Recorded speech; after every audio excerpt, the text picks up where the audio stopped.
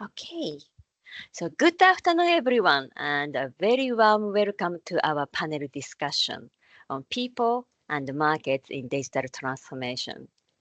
My name is Akiko Ueno. I am Associate Professor in Marketing and Head of Research Cluster, Human Technology and Innovation at the School of Management, the University of Bradford. I'm delighted to be your host for today's panel discussion. Over the next hour, we will explore how digital transformation and emerging technologies are reshaping relationships, redefining value creation, and shaping the future of marketing and markets. Here is how the session will run. I'll first introduce our four distinguished panelists in alphabetical order by their first name. Then 40 minutes of discussion, followed by 10 minutes for Q&A. So let's meet our panelists. I'm delighted to start with Professor Carlos Flavián, Professor of Marketing at the University of Zaragoza, and one of Europe's leading scholars in digital marketing, consumer behavior, and technology acceptance. His research explores how emerging technologies shape user experience and consumer trust. Recognized among the world's top 2% of scientists by Stanford University, Professor Flavián is also listed among the highly cited researchers for 3 consecutive years since 2023, reflecting his strong international impact and leadership in marketing and technology research. He has guest edited a dozen special issues in leading journals, including Light and Shadow of Generative AI for Individuals, Organizations, and Society in the International Journal of Information Management, Enhancing Consumer Well-being with Immersive Technologies in the Journal of Business Research, and Inclusive Generative AI, Bridging Gaps and Empower Equity in Business and Society in Technology in Society, for which the call for paper is open until the end of December. He is the founder and chair of AIRSI, as well as the Metaverse Conference, and continues to lead pioneering work on immersive technologies and digital consumer engagement. For our next panelist, it is my pleasure to introduce Professor Jochen Wirtz, Vice Dean of MBA program and Professor of Marketing at the National University of Singapore. Professor Wirtz is one of the world-leading experts in service marketing and management, with a special focus on digital transformation, artificial intelligence, and consumer experience. His work has shaped how organizations around the world understand and deliver excellent service. He has published more than 200 academic papers and written over 20 books, including the global best-selling book, Service Marketing, People, Technology, Strategy. His books have sold over 1.5 million copies and are used in universities on all 6 continents. Professor Wirtz has received more than 60 awards for his teaching and research, including the Christopher Lovelock Career Contribution Award, and has been named among the top 81 most cited researchers globally in economics and business in the recent Clarivate 2025 highly cited researcher list. As our third panelist, it is a pleasure to introduce Professor Justin Paul, a distinguished scholar and global thought leader in business and economics. Professor Paul holds 3 doctoral degrees, including PhDs from the University of Brighton and IIT Bombay. Ranked among the top 70 most cited scholars in the world, his research attracts over 1,000 citations each month, with a H-index of 101, and total downloads exceed 1 million. He has taught at leading institutions such as the University of Washington, the University of Chicago, and the University of Reading, and currently serves as professor at the University of Puerto Rico in USA. A former provost and dean, Professor Paul is also the editor-in-chief of International Journal of Consumer Studies, one of the world's top journals in consumer research. For our fourth panelist, it is my pleasure to introduce Professor Werner Kunz, Professor of Marketing and Director of the Digital Media Lab at the University of Massachusetts, Boston. Professor Kunz is an internationally recognized expert in service technology and innovation, focusing on AI, service robot, digital media, and corporate digital responsibility. His work examines how technology transforms services and the way people and organizations interact. He has published in leading journals, including the Journal of Service Research, Journal of Retailing, and the International Journal of Research in Marketing, and has received numerous awards for both academic and industry impact. He has recently recognized by Clarivate as a top 1% of highly cited researcher worldwide in the 2025 list, reflecting his exceptional global influence. Among many honors, Professor Kunz was the first recipient of the Bo Everardson Industry Impact in Service Award. He serves as a senior editor of the Journal of Service Research and a board member of Service Research Special Interest Group. With our panel assembled, we will now dive into today's discussion. Over the next 40 minutes, we will explore how digital transformation is reshaping people, markets, and organizations, and what this means for the future of marketing and service research. Before we begin, I'd like to remind our audience that you are very welcome to post your questions in the Q&A box at any time during the discussion. We will collect them as we go and address as many as possible during the Q&A session at the end.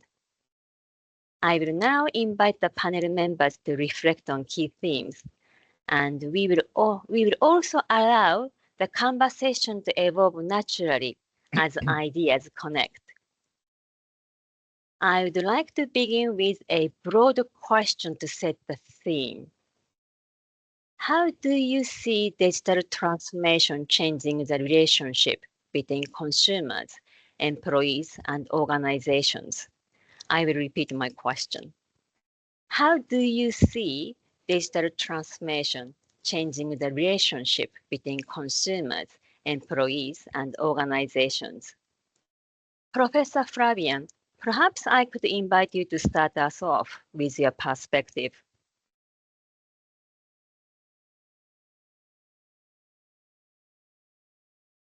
You're still muted. Professor Flavián, I think you are muted. Let me see if I could unmute. Professor Flavián? Professor Flavián, you are muted. Now? Can you hear me now? Yeah. Yes, now. Yeah. All right. Okay. So it has been muted for the organization. So I don't know what is happening at the end. So first of all, so let me just give in a couple of minutes, say thank you very much for this kind invitation. I'm absolutely delighted to be here with some respected researchers and why not to say with some great friends. with which I used to collaborate frequently. With Werner Kunz, we have been coordinating one special issue, which is going to be very successful in the journal Service Management. With Jochen, we are finishing the lights and shadows of generative AI, and I'm sure it will be a fantastic success as well. Well, let me tell you that definitely the first question is absolutely important for us, because in marketing we study relationships, and the way we establish the relationship is going to be changing very substantially. In fact, digital transformation is shifting the relationship from direct human to human encounters to the relationship mediated by algorithm. And technology 4.0, such as artificial intelligence, service robots, and so on, are creating service systems in which consumers, employees, and algorithms and physical devices act as, we can say, nodes of a new way of relationships. Definitely, this is going to be very, very important, because this is going to be changing the way in which we are establishing relationships, because customers are becoming more data resources or more data producers of value. Employees are becoming more developers and supervisors of algorithmic process rather than executors of services or providing services. And organizations, I think they are making or changing, becoming a central role, because they are becoming platforms coordinators rather than only providers of services. And definitely algorithm intermediation will change the very, very important topics in marketing, such as the case of trust, and how, until what extent we trust, in which we trust, how do we make relations, how do we make choices, which is going to be very, very important topic to be addressed. And also we can highlight something in the press, but I don't would like to monopolize the debate. I would like to open the floor to next speakers. Thank you. Thank you for that insight. Would anyone like to build on this? I can add my 2 cents on it. And yeah, so maybe the digital transformation has changed the way we all live and we all consume and we all work with. And I would say that artificial intelligence tools, the new AI tools, has replaced some jobs. Many people are also afraid of losing their jobs because of AI, because AI saves a lot of time. The other day I was talking with my MBA students, and some of them told me that in their companies they use new gen AI tools like Notion for effective time management and team management. And there are several other tools have come up which helps saving time for sales and marketing. And all of these have wide-reaching impact on consumers as well as employees. Thank you. You want to go ahead? Let me go first, because usually after you, I always say I disagree. Now you can disagree. Wonderful. Every time when a question like that comes up, it's like, okay, how will digital transformation change consumer, employees, organizations? A typical answer would be, well, it's important for all three of them, and I don't like these answers. So let me go a little bit a different way here. So I try to make a little bit more stronger statements here in the way it's like, I feel that what we are used to in the business market is, especially as a service manager or as a service researcher, it's like the personal relationship is very, very important. It was always very sacred to us. But we need to admit the reality with this new second form of digital transformation, with the AI and all of this. We have all of a sudden capabilities that can mimic that relatively well. It looks like consumers are also taking that. So I assume in the next years, we see less and less real human-to-human personal relationships in business. I don't say it will completely disappear, but there's a lot. It will be a lot less. We will have more digital mediated businesses. We have significantly more automated relationships, definitely. So these takes even out, and I think I have that on my fourth point, is like, yes, it's nice to have the employees. It's nice that they're doing and mediating here, but we need less of them, significantly less than them. And I want to bring another kind of a little bit stronger proposition in it. When I grew up in my academic world and with the literature, I grew up with a service profit chain. And the profit chain is wonderful, where you tell people that the employees matter on the heart for the company. But if we don't have so many employees anymore, it's not so many front-facing employees there anymore, the role of the employee will change, and it will be less what already Justin Paul already said, or at least was indicating to some degree. So I think this is an important one. The term digital transformation is already pretty old. I looked it up for one of my keynotes, and actually it's something like 20 years old. So since we are talking about it, and I think it's clear in 20 years things have changed, and it's not the same transformation. And when you think first about it, I think in the first phases of this digital transformation, we talked about the internet and how networks can all kinds of things achieve. We will have in these networks not only consumers and businesses, we have now machines in it. Intelligence, or at least so-called or look like intelligent machines. They are their own players. So full automated processes will be more there. We'll also have more and more machines that represents us. And I think we see the first glimpse of that now with the new articles from AI. We see it maybe in parts with Sora, where you do complete videos, where you're not there, it's just someone else. And we will see AI as a representative of you. So the term of digital twins will play a role. Yeah, and I think that were the ones, not exactly in the order that I imagined, but less employees, more machines, and more machines representation would be my answer for this. Yeah. And I mean, I fully agree with Werner.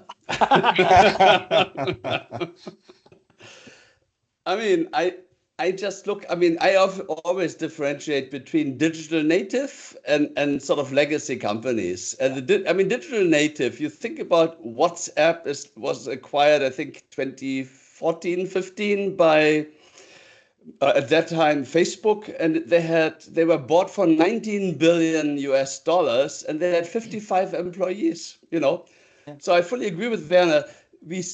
People are critical, and actually people are more important than before, but it's because every single one person is so important, but we have very few of them. So I fully agree that these armies of frontline staff in call centers and so on, they're going to go.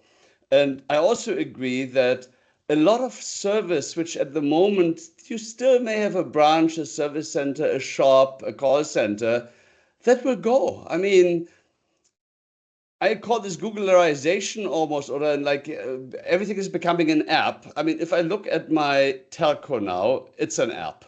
I have a local SIM card, I have a global SIM card. I don't talk to anyone. It's a very simple drop-down kind of thing. So it's very simple. My bank, I use Wise mostly, is an app. So for neither of these companies have I ever spoken, chatted, talked, seen a human employee before. And I think many of these services, so whether you buy a personal loan, whether you buy a travel insurance, that will be just a very simple app by a provider and global. We currently have 25,000 banks in this world, somewhere there. And my prediction is, look, you have a few global players like Wise that take the juicy bits out of the banking industry. Automatically, revenues or contributions of banks will collapse, which then will lead to massive consolidation.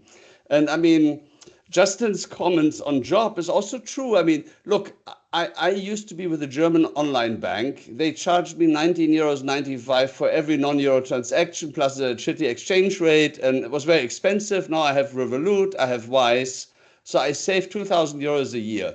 If I take these 2,000 euros and save them, GDP actually contracts by that amount. But luckily, I don't save that money. I spend it on a banyan tree resort holiday somewhere. Okay, so all that happens is my standard of living increases by spending less on banking. That gives me money to spend on leisure tourism, hospitality, lifelong learning, education, healthcare, and those things. So this is a massive shift in our economies away from these kind of standard products, whether it's credit cards, telco, insurance, all of these things.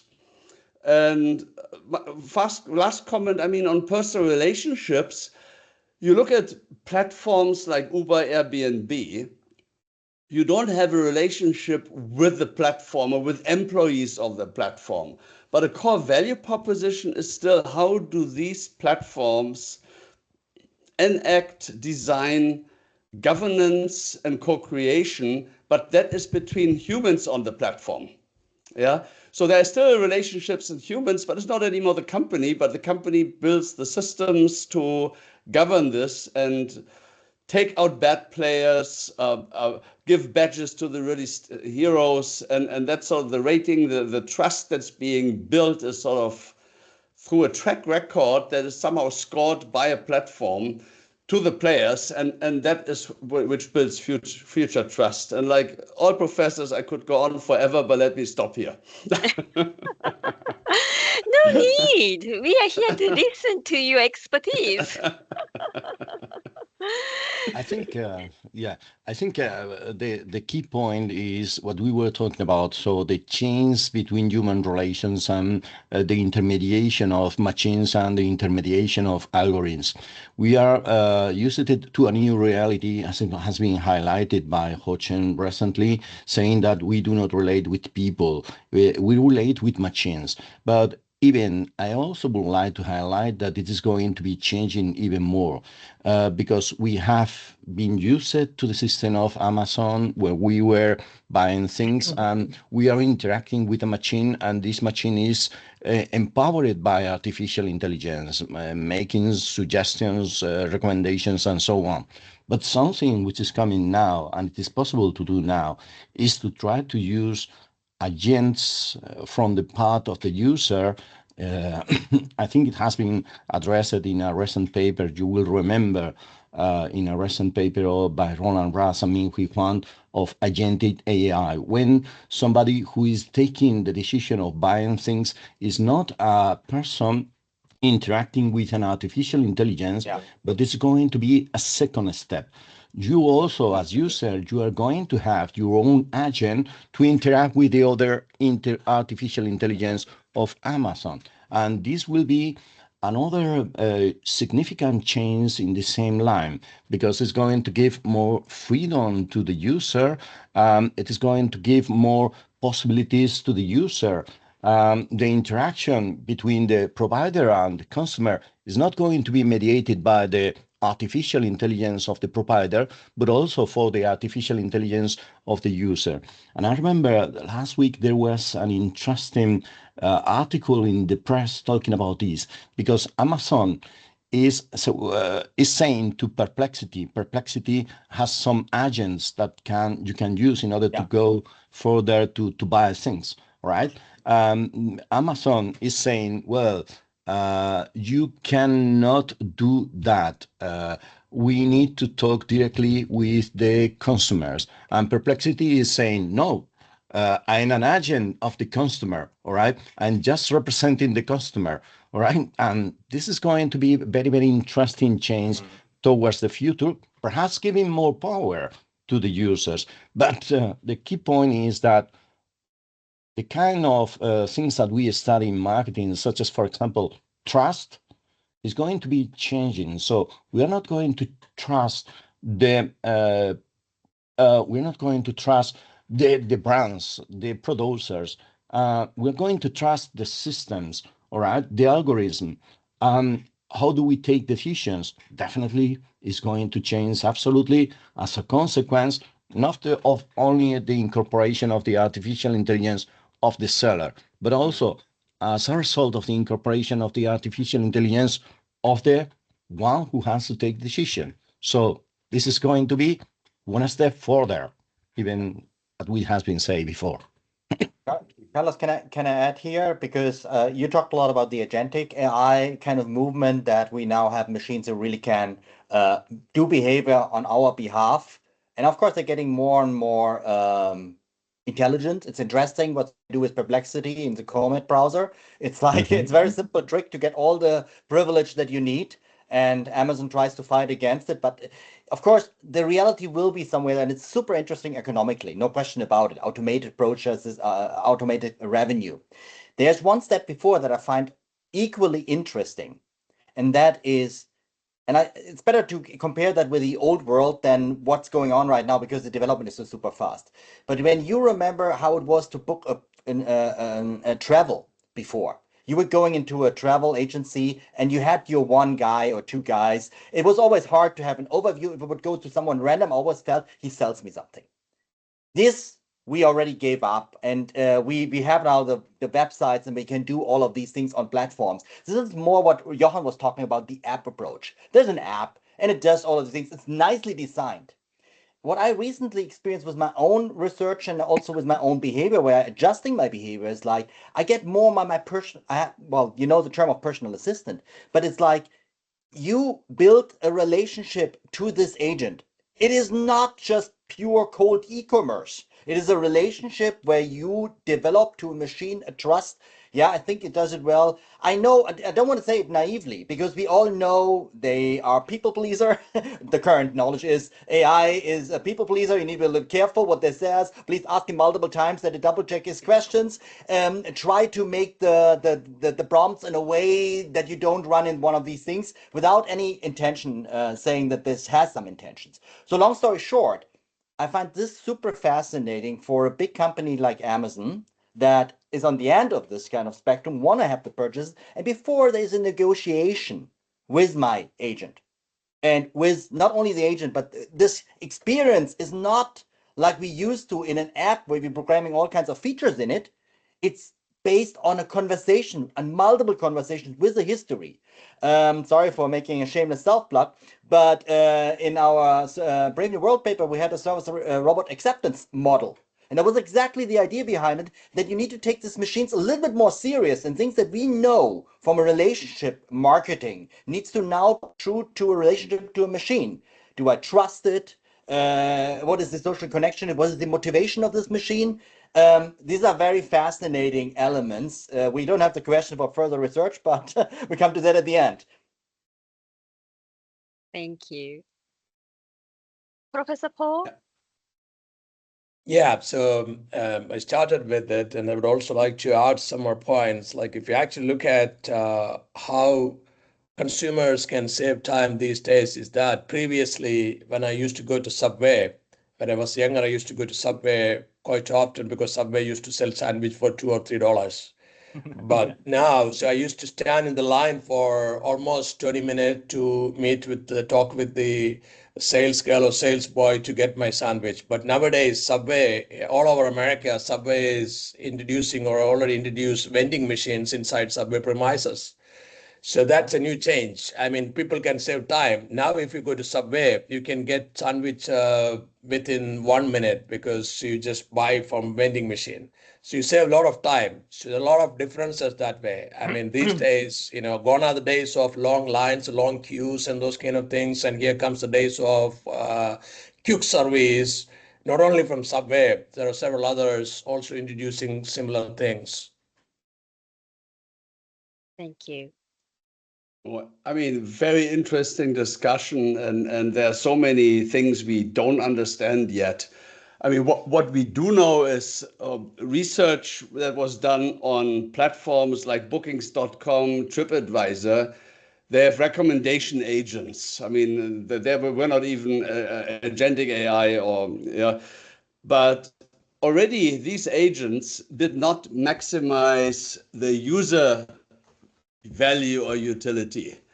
What you see in these hits is not what's best for you, it's what's best for the platform, and that's an interaction between likelihood that you buy times the commission the provider pays. So the question is always, whose corner does the agent fight for? Is that the agent of Amazon, Apple, a platform, a bank, or is that your agent that fights your corner?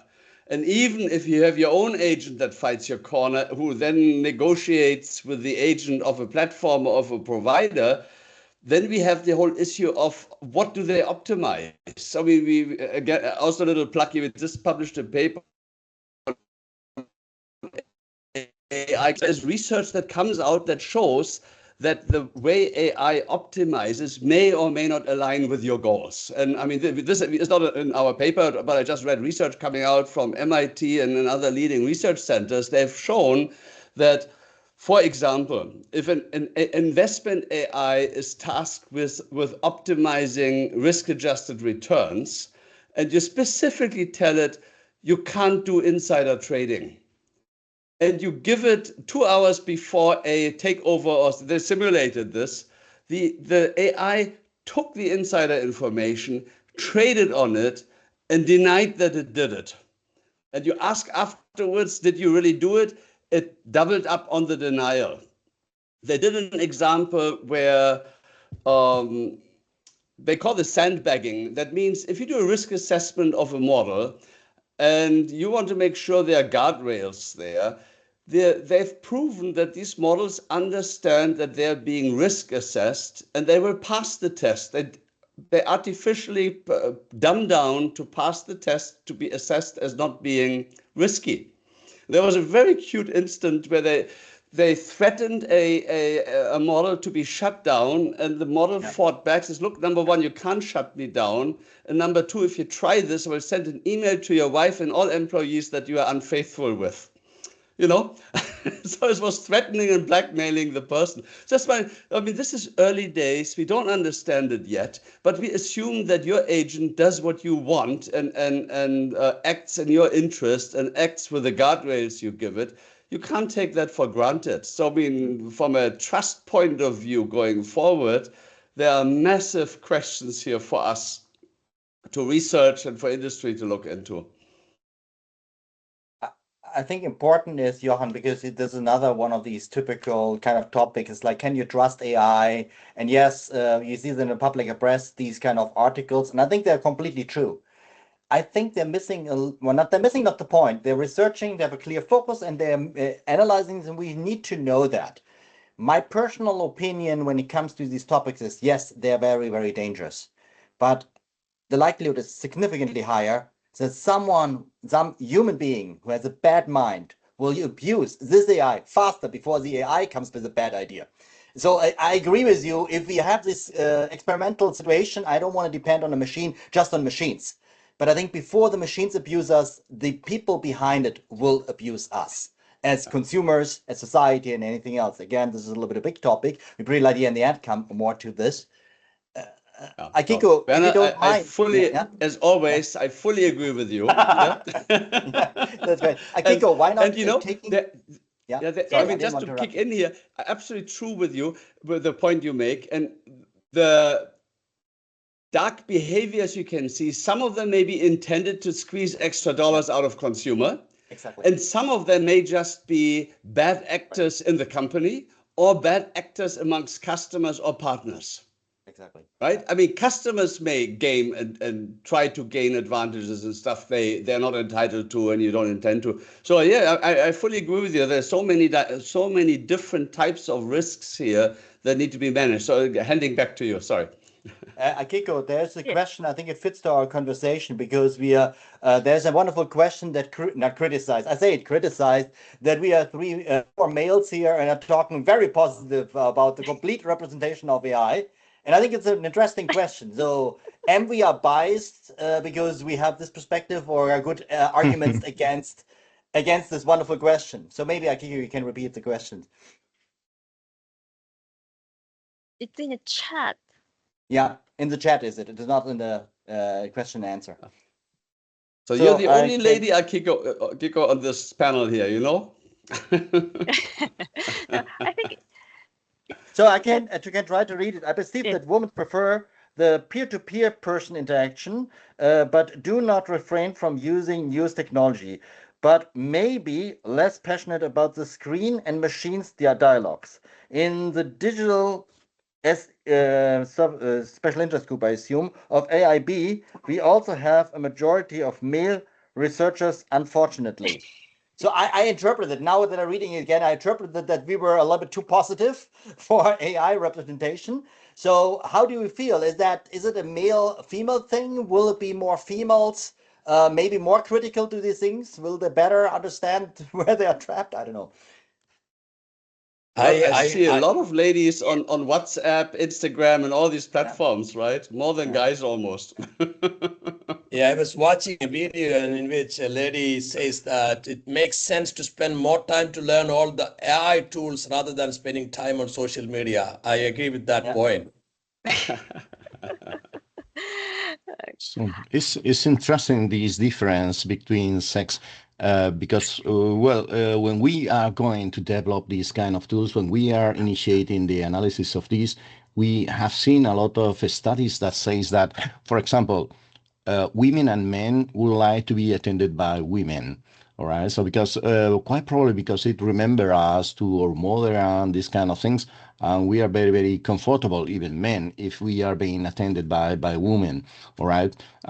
It is curious to the associations that we do. For example, when you develop service robots which are doing physical effort, we would like that the robot will be a man. Instead of woman. But if we develop any kind of robot talking about anything related with care, anything related with personal attention, we will prefer to be attended with women, because we understand that they relate better with us, and they understand, they are more empathetic, and they understand what we are looking for. But the question is that you cannot, and this is an important debate in relation to which kind of voices, which kind of anthropomorphic elements can you give to the robots and so on. But the question is that you cannot always develop women robots, because otherwise you will be accused of different kind of things, right? So we need to try to balance in this case as well. Thank you. I think I'd like to pose another question because, yes. Sorry. So looking ahead, what kind of developments or research priorities do you think will shape the next decade of marketing and service innovation? So I'd love to hear a reflection from each panelist.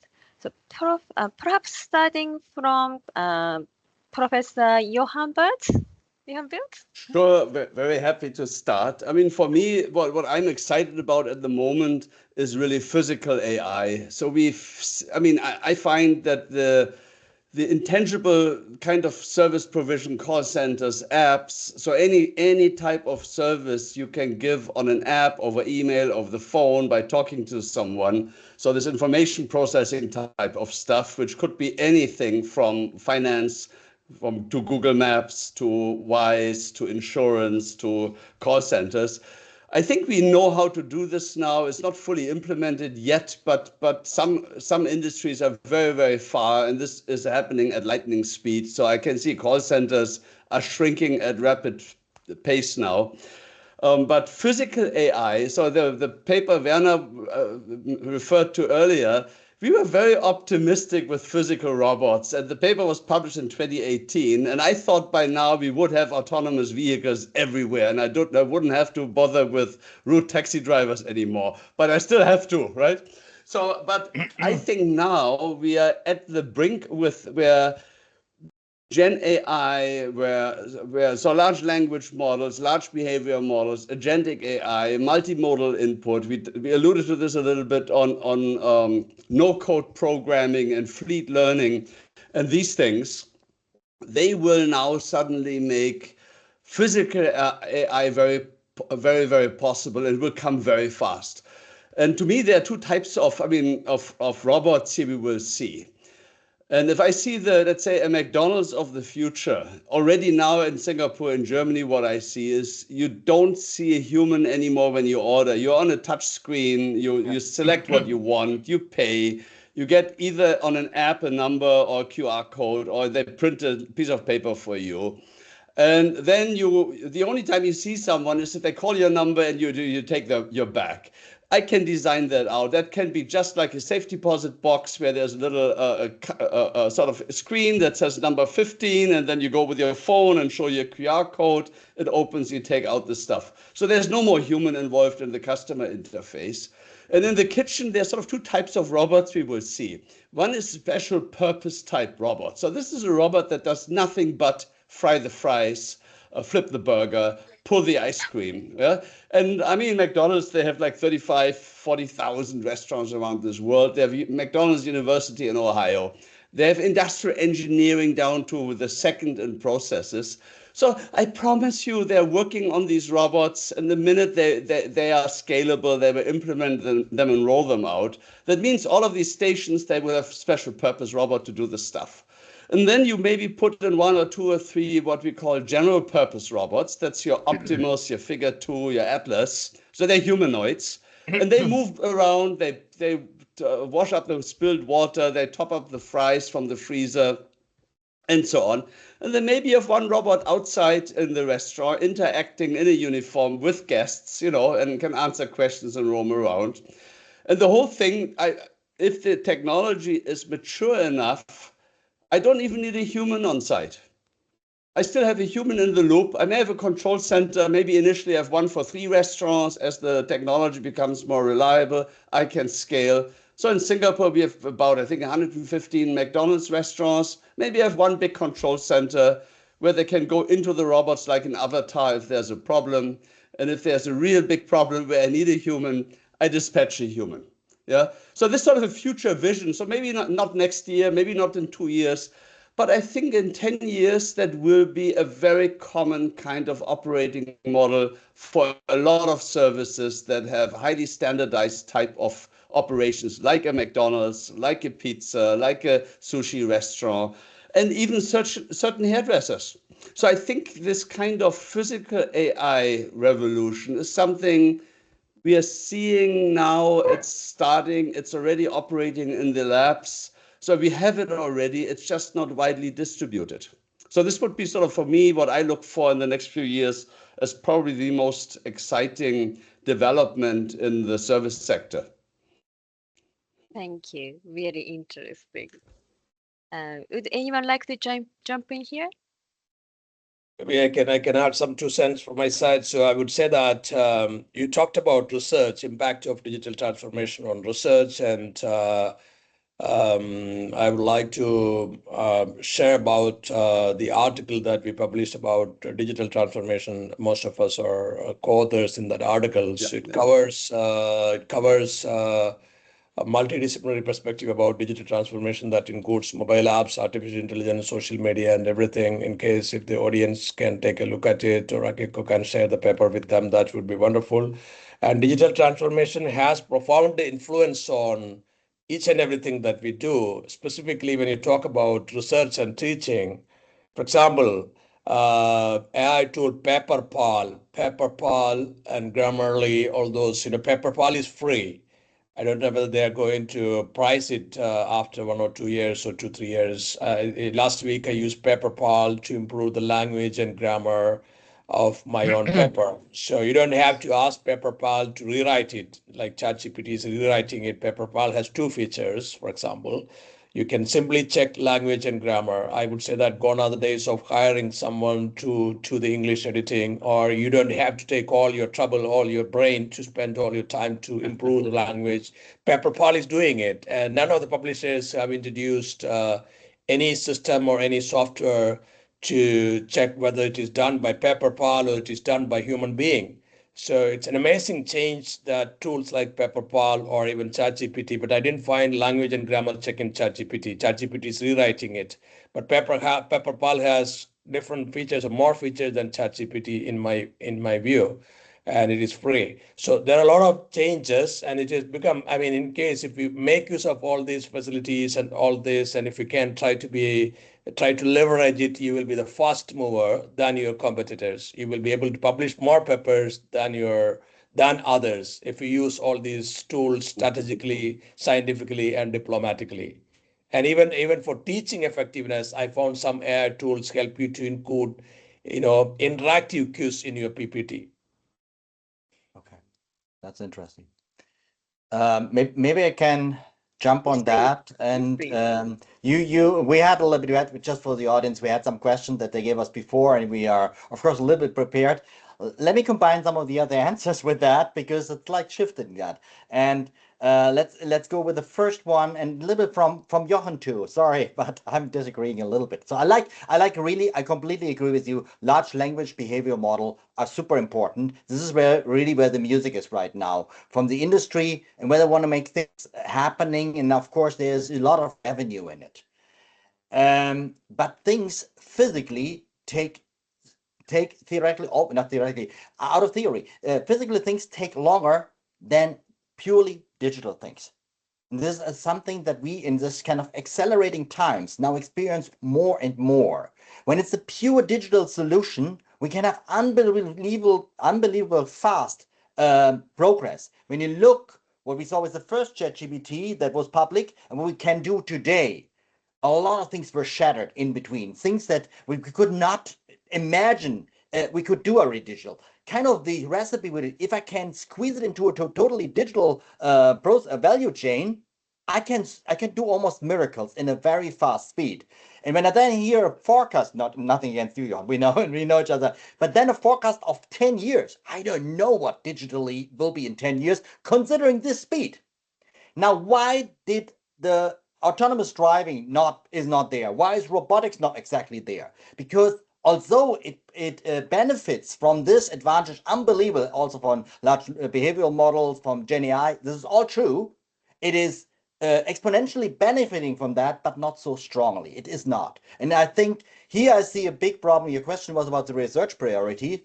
Maybe as a little bit of advice, it's very hard to do this. We are now on the bench. We need to do something, and we need to say something. And it might be true in 10 years, it might be not.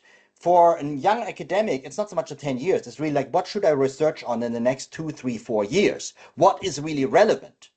And here I would now take something like the second question and wonder, what is with all of this technology? Let me mention some of them. Virtual reality and metaverse. These are technologies that are theoretically possible, but we are not at the moment ready for this. It looks like augmented reality comes now back again.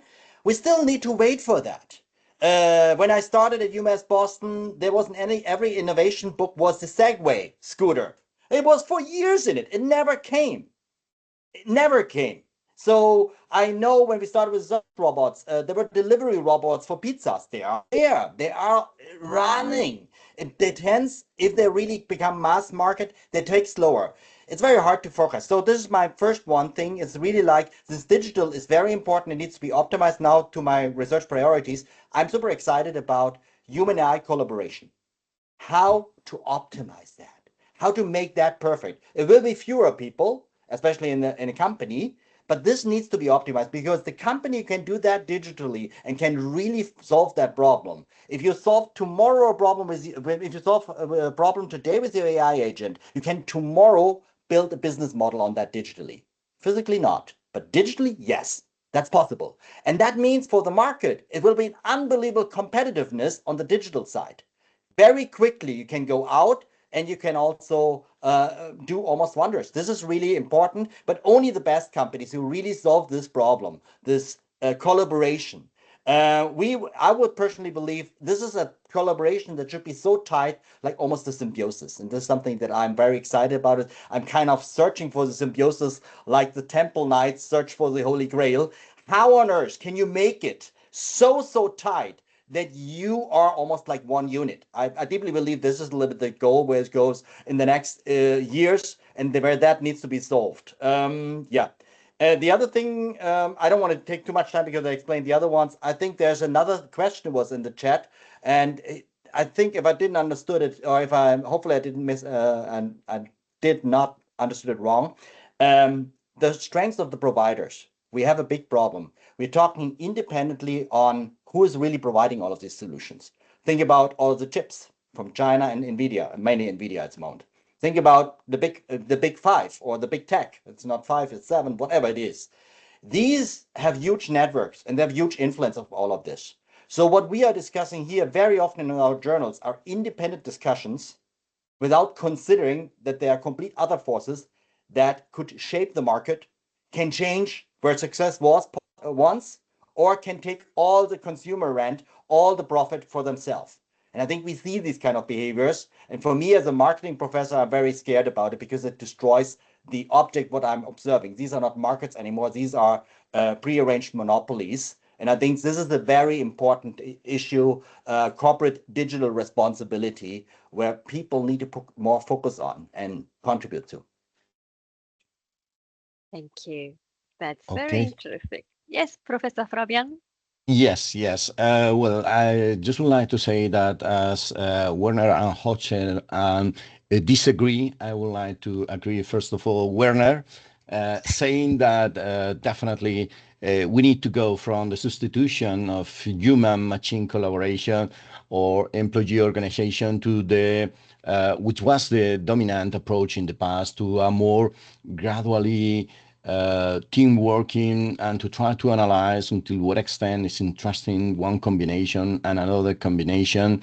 So this is, we need to assume that the AI is here, is not going to go away. The service robots are going to be more and more frequent in our daily life. We need to assume this, and let's take advantage and to analyze about the combinations. In relation with this, one of the research lines more interesting is to try to take in account the approach of Roland Rast and Min-Hui Kwan in the framework of mechanical thinking and feeling AI typology, because, well, definitely the last models of all the large language models are clearly very, very transmitting feeling, all right? This is going to be a challenge for the future. So let's see until what extent we can divide the work or potentiate the possibilities of the workers, the service received by the users with the different kind of mechanical thinking or feeling artificial intelligence. We need to identify which are the combinations of human and capabilities can maximize service value, employee well-being, fairness in different sectors. I think this is going to be a very, very important challenge. Finally, I also would like to agree with Jochen, saying that inclusive generative AI and digital transformation are very, very important topics to be addressed. So there is a digital divide that we have not reduced it with the development of new technologies, but also we need to go further. We need to know that development of artificial intelligence is going to create a new digital divide. All right, so we need to try to develop any kind of way, or try to develop any kind of research that allows you to reduce this digital divide, and they allow us to include the rest of the population in the use of these kind of algorithms. So the topics of algorithmic exclusion for vulnerable consumers, or how can we bring in the digital and generative AI, or to try to design inclusive generative AI services, I think are going to be very, very important challenge to be addressed in the future, because otherwise the digital divide, it will be even bigger and bigger for all of us. Thank you. That's fascinating perspectives. Professor Paul, have you had your perspective on this? Key developments or research priorities for future? Yeah, so in research, my experience is that most of the journals will prefer to consider papers on topics that are relatively new. So I would suggest that researchers should think about, going ahead with investing time to work on topic with newness and novelty. So digital transformation has several dimensions, and a lot of topics that comes under digital transformation has newness and novelty compared to age-old topics, because a lot of journals will tend to reject papers in case if you work on topics that are there for 2000 years, or in case if there are 5,000 papers published, already got published, and why should we publish? Why should we need a lot of new papers on same thing? So I would urge researchers to think in that direction, work on topics with newness and novelty. Digital transformation has different angles, and a lot of angles, different sides. I would say that some areas have been already saturated, like there is some hype about Metaverse, which is, in my view, too many papers already got published because of some gangsters in the research field. But at the same time, there are so many other dimensions of digital transformation where people can still continue with research and publish a lot of articles with newness and novelty. And if we are a first mover, you also have more opportunities to get downloads and citations. Thank you. And could cybersecurity, there is a question in the Q&A. There are most question chat, but there is a question in Q&A. So could cybersecurity become so costly that it will be finally easier to still employ human for services? Could anyone would like to address this?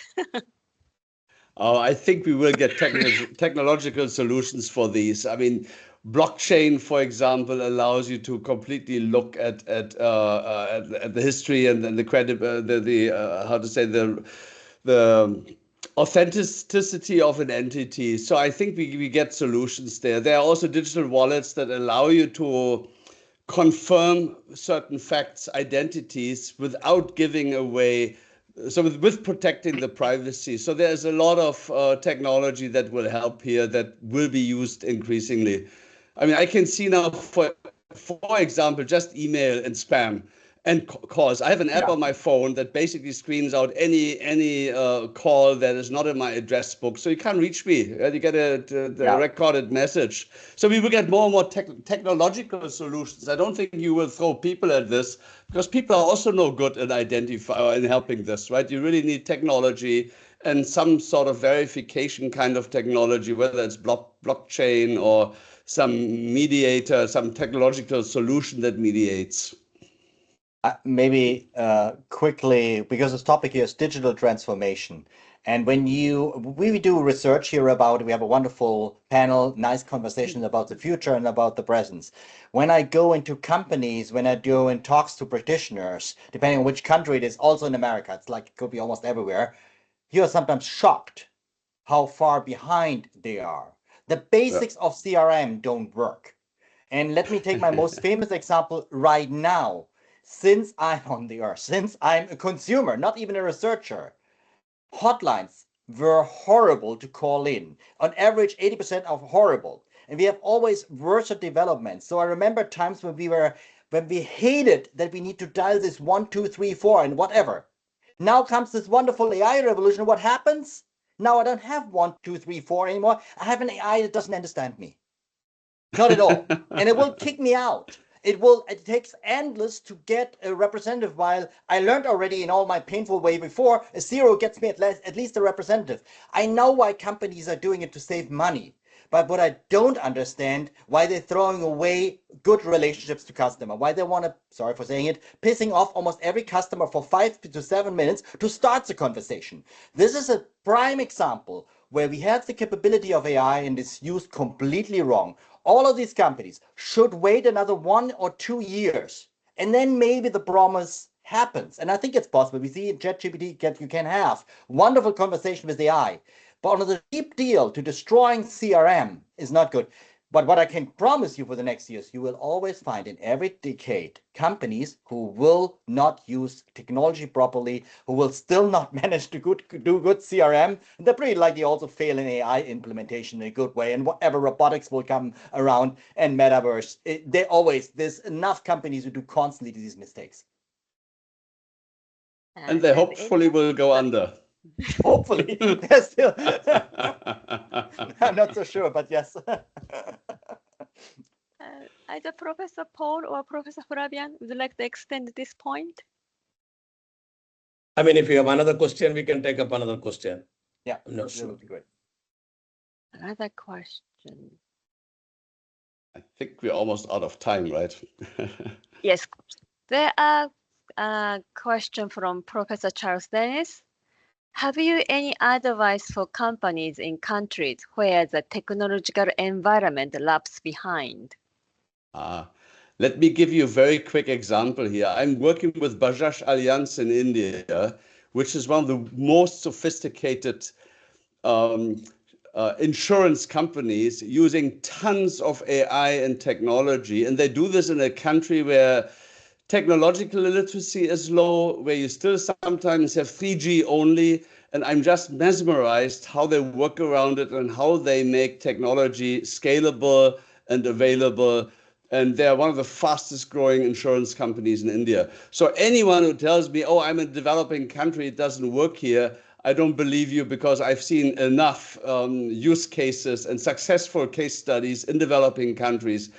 And they benefit precisely because they don't have a lot of things that, say, a rich country can throw at things here.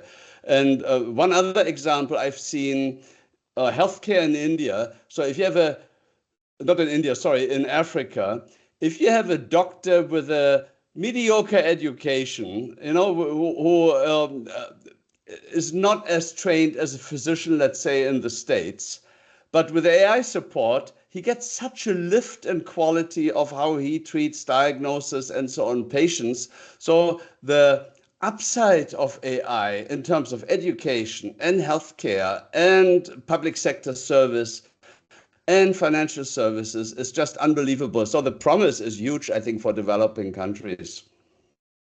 Yeah. Thank Let you. me add a keyword for that. And this is, the point is really what Jochen said, it's like leapfrogging. And I think really it's like these countries have a good chance. When you think about mobile payment, Africa is in a way way beyond Europe, because in Europe there was a lot of payment system before. So of course it was maybe not so super secure, but it at least works. I still remember the time when you could in Chinese street, remember it's good, you could pay with QR codes on every small corner. You could not do that in America, not in Europe. So I think if you use this technology wisely, nothing else is there. Internet is almost everywhere, but not in every spot, but in every city. And I think you can do almost wonders if you have a wide playing field and you develop a new solution. You just invent something new, and it doesn't need to be the industrialized solution. Actually, you have maybe even an advantage. And with satellite coverage now, we get internet everywhere. Yeah, so it's unbelievable, the potential here. Yeah. I'm afraid that's all we have time for today. Wonderful, Akiko. Thank you for having us. It was great and great to my fellow panelists here. Always great to disagree with Werner and agree with everyone else. Thank you. Wonderful discussion, nice. And thank you for your comments, Carlos, Professor Jochen, and Werner. Yeah. Thank you. Thank you. Thank you so much. I hope you recover soon, Jochen. Great. So my sincere appreciation to our distinguished panelists, Professor Flavián, Professor Wirtz, Professor Paul, and Professor Kunz, for sharing their insight and experience on how digital transformation continue to reshape both people and markets. And thank you as well to our wonderful audience for your engagement and thoughtful questions. Thank you once again for joining us. We hope to see you at future events. Have a wonderful day or evening, wherever you are joining us from. Thank you, everyone, and goodbye. Thank you. Goodbye. Bye-bye. Thank you. Thank you. Bye-bye. Bye-bye. Bye. Bye-bye. Thank you for the invite.